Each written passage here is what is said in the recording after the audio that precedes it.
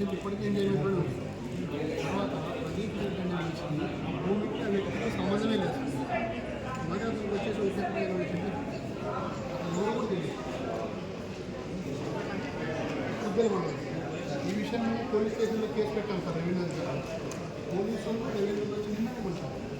సరే అతను భూమి లేదు, ఈ భూమికి సంబంధమే లేదని చెప్పి సరిగ్గా మాకు స్టేట్మెంట్ ఇచ్చిపోయారు సార్.